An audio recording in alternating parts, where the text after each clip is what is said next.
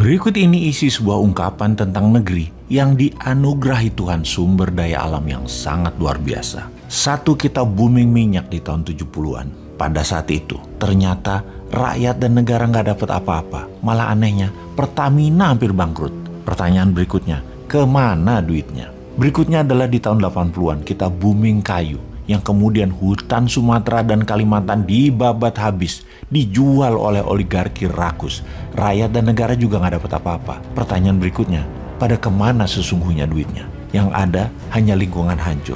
Dan kalau hujan sedikit aja, langsung banjir, tanah longsor. Berikutnya adalah di tahun 2000-an. Kita booming lagi, mineral, batu bara, dan lain sebagainya. Negara dan rakyat juga nggak dapat duit apa-apa. Kecuali lingkungan jadi hancur di semua daerah, dan yang lebih nggak masuk akal lagi, 95% eksportirnya tidak punya NPWP alias tidak bayar pajak. Sungguh, sebetulnya Tuhan itu sudah kasih kita beberapa kali kesempatan atau rezeki besar, tapi kita nggak becus mengelolanya. Hanya segelintir manusia yang dekat dengan kekuasaan serta penguasa saja yang mendapat manfaatnya. Fakta data yang lain lagi kita jelaskan. Dari tahun 2000 hingga sekarang tahun 2022, GDP per kapita naik 250%, yaitu kontribusi zaman Pak SBY itu naiknya 215%. Dia beruntung karena harga komoditi naik pada saat itu. Sebelum zaman Pak SBY adalah zaman Ibu Mega, naik 25%-an, dan zaman sekarang dalam 7 tahun baru naik 10%-an, alias dalam 7 tahun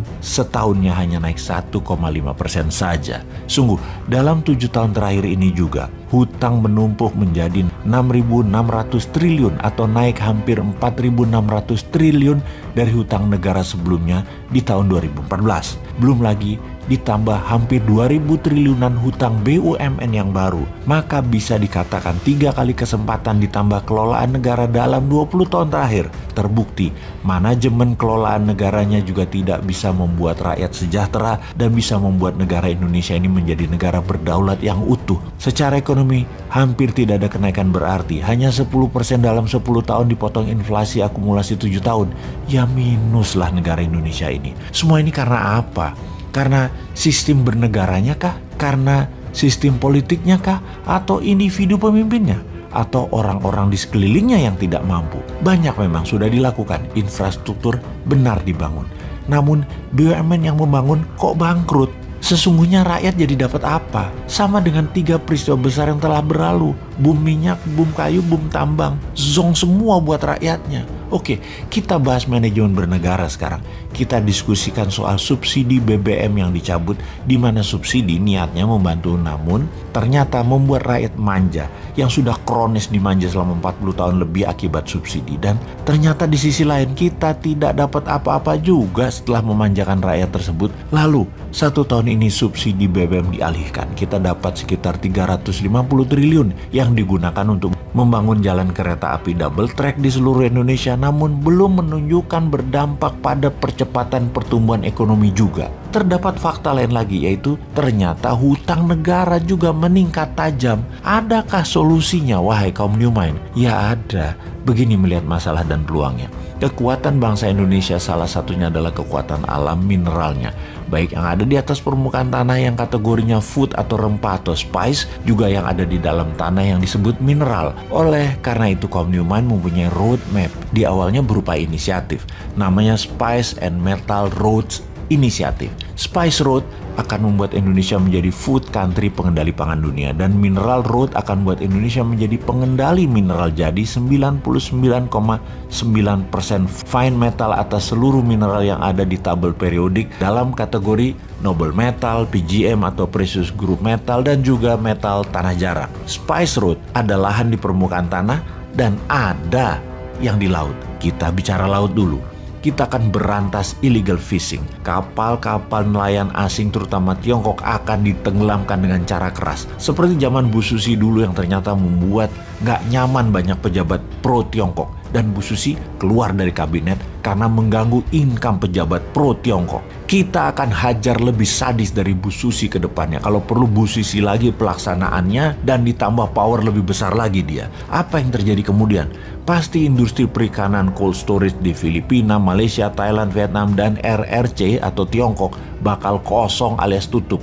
orang mereka nyolongnya dari Indonesia. Lalu dengan dibuatkan kapal nelayan serta dimodali dengan kapal berbunga 0%, akan ada 500.000 kapal motor baru nelayan yang membuat 30 juta masyarakat laut yang hidupnya bergantung dari hasil laut, pendapatannya bakal naik 3 kali lipat dari saat ini. Jadi berani nggak ambil peluang tersebut?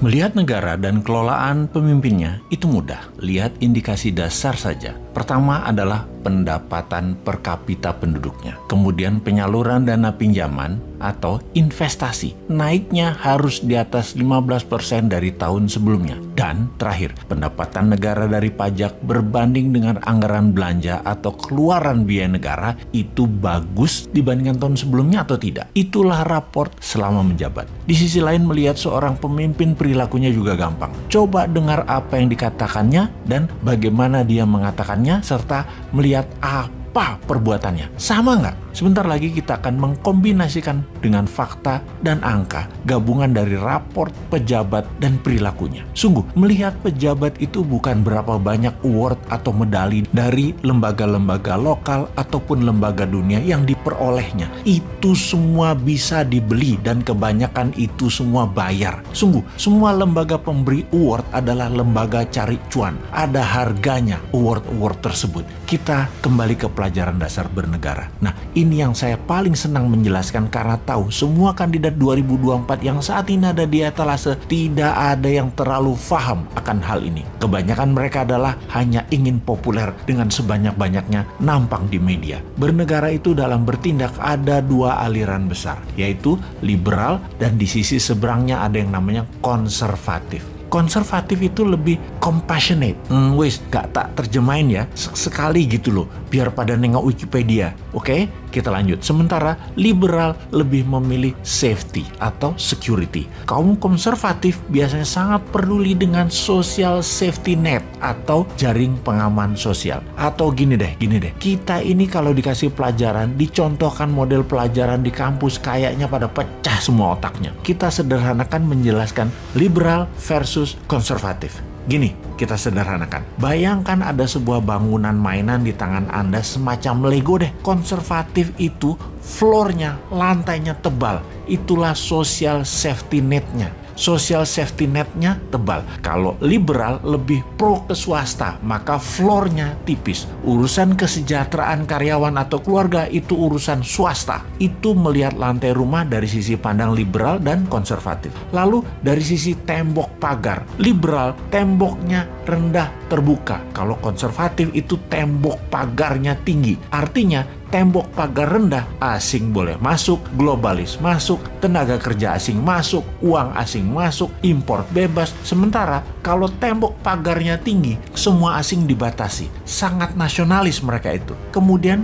dari sisi bangunan, langit-langit atau ceiling, kaum liberal ceilingnya rendah, kaum konservatif ceilingnya tinggi. Gaji kaum buruh di dunia konservatif itu tinggi. Di dunia liberal tergantung kesepakatan kaum pekerja dan kaum pemilik usaha. Sekali lagi, tergantung employee dan employer. Saat ini Indonesia ceilingnya tinggi diatur negara, tembok pagarnya rendah, lantainya tebal awalnya tapi sekarang mulai menipis. Tembok pagar sangat rendah karena asing masuk di semua lini. Mulai dari orang asing, teknologi asing hingga hutang asing. Lantai menipis karena jaring pengaman sosial seperti biaya pendidikan, kesehatan yang ditanggung oleh negara sekarang mulai tipis duitnya. BPJS itu banyak buat rumah sakit merugi. Itu misalnya. Ketika Newman nanti mendapat mandat, maka ceilingnya akan adil. Swasta dan negara saling melengkapi. Pastinya tinggi. Lantai rumah super tebal dengan pupuk gratis, bunga 0%, printing money untuk UKM, great supply terutama UKM yang ekspor.